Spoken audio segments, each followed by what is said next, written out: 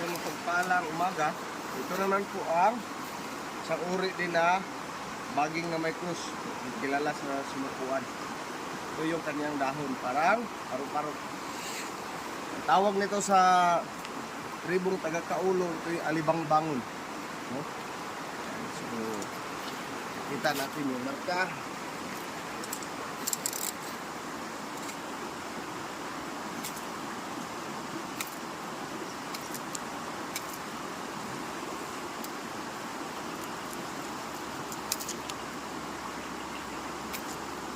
Yan, maliit na krus.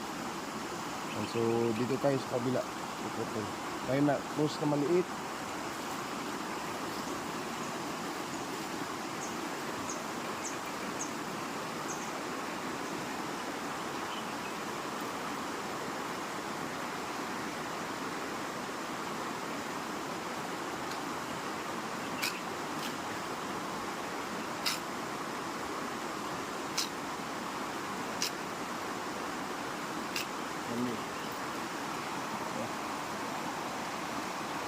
Ay maliit na krus.